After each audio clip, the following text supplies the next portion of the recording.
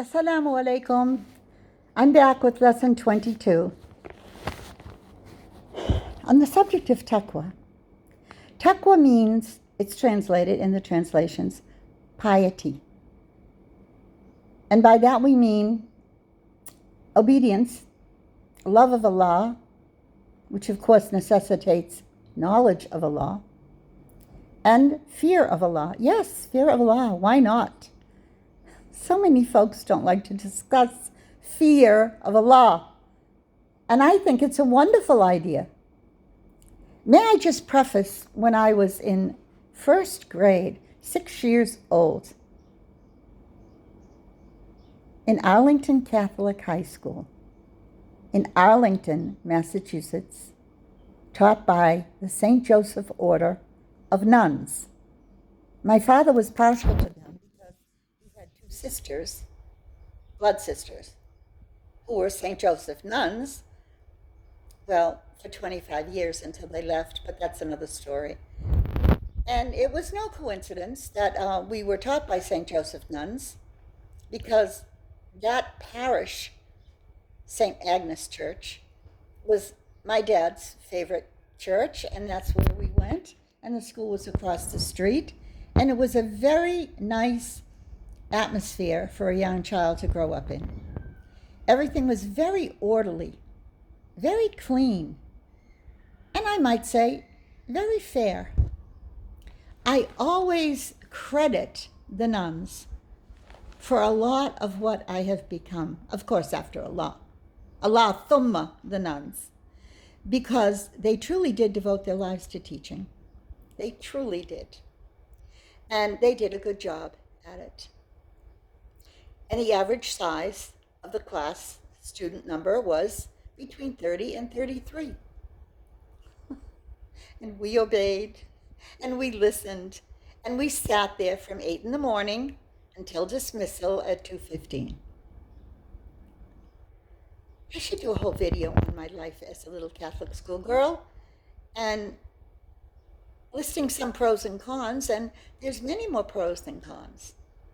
However, the subject of the Trinity never could catch on to that one. In any event, I'm speaking about piety, and that's why I wanted to mention this, and I will hook up what I mentioned about nuns into this verse, because I feel it's worth pondering. It's Ramadan. ومن ذلك قول تعالى أعوذ بالله من الشيطان الرجيم بسم الله الرحمن الرحيم وألزمهم كلمة التقوى وكانوا أحق بها وأهلها. Allah said, and we made it necessary, the word of piety, and they were أحق بها, the most deserving of it, وأهلها. وكلمة التقوى هي كلمة التي يتقي الله بها. So the word of taqwa is that word which you perform taqwa by means of it. وأعلى أنواع هذه الكلمة هي قول لا إله إلا الله. ثم كل كلمة يتقي الله بها بعدها فهو من كلمة التقوى. وقد أخبره سبحانه أنه ألزمه عباد المؤمنين فجعلها لازم لهم لا ينفقرون عنها. فبإلزام التزموها. He's saying here that the believers absolutely live by this word and believe it and do their deeds through it. La ilaha illallah. As Allah said here, it's lazima lahum.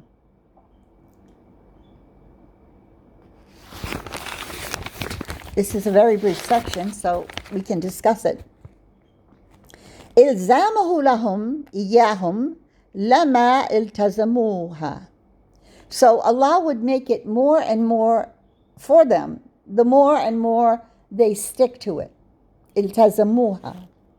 والالتزامهم فعل اختياري, and their choosing to be pious is a فعل الاختياري, something that they chose. تابع لإرادتهم, following what they intended to do. واختيارهم فهو الملزم وهم الملتزمون. Let's go back to determining who's a believer. Now, I know I have to take great care in this, and I know that all these years have passed, and so many opportunities have been brought forward to study Islam and learn about Islam, I would say in the past 20 years. But before that, I can assure you, there was nothing. Absolutely nothing. There was no mention of Islam, nothing written about Islam, and no Muslims. Literally no Muslims. I'm done with my reading, so I either have a choice to see the book or to see myself. I feel better with my glasses. It's just worn them since I was 9 years old.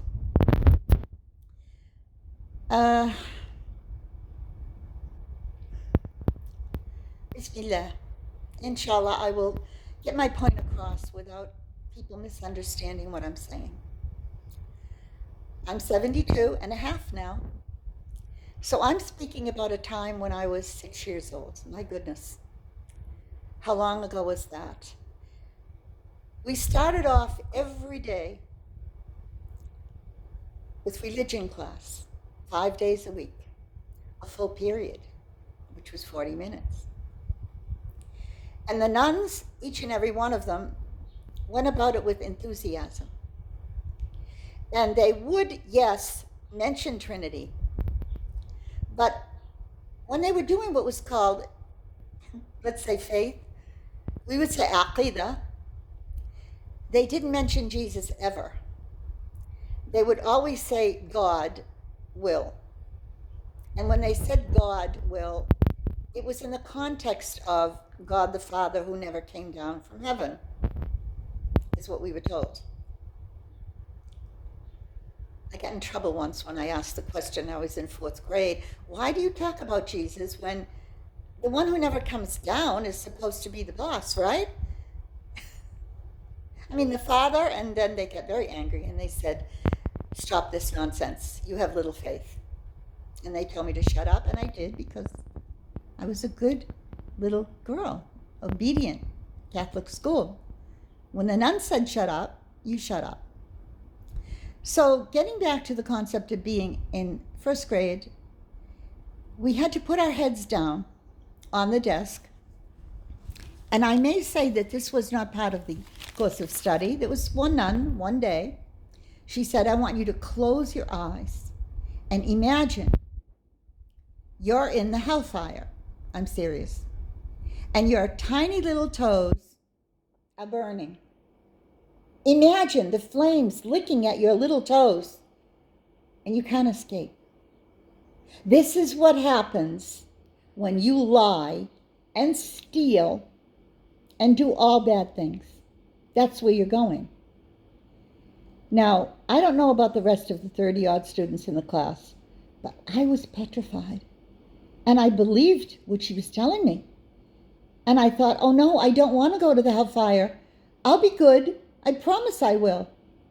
And I'm talking to Allah now, not to Jesus, or I don't know, I just knew there was a power up there that could put me in the hellfire.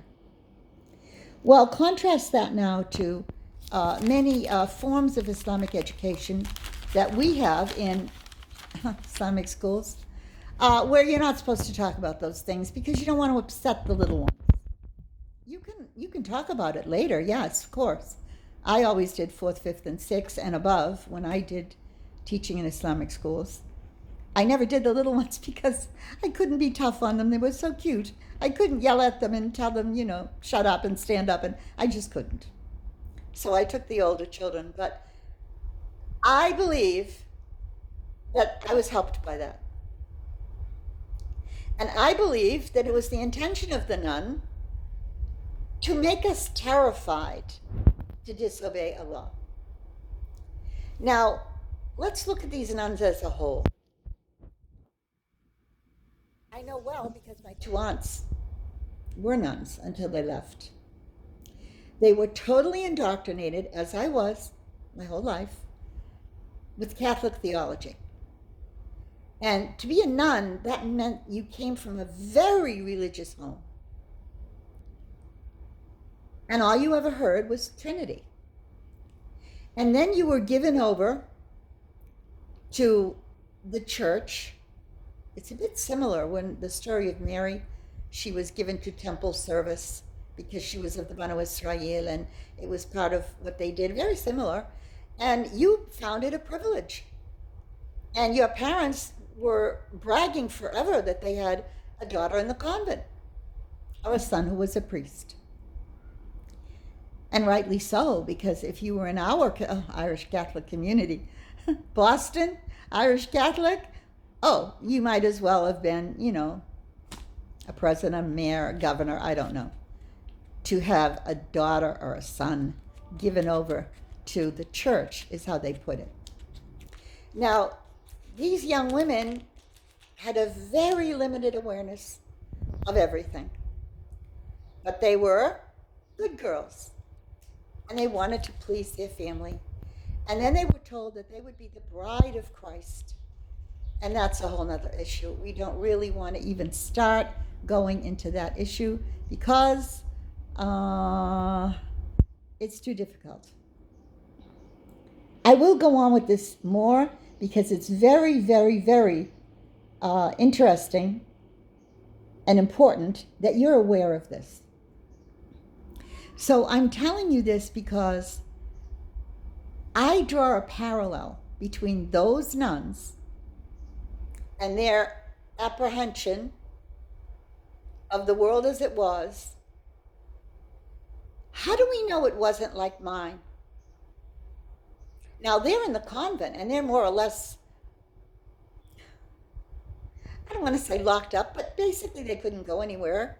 My dad used to take us to visit them in his car and, would visit them once a month, but they had no freedom of motion whatsoever. They lived next door to the school. They taught at the school. They came home to the convent where they ate and slept, etc. I just wonder how many of those women in their heart didn't believe in the Trinity.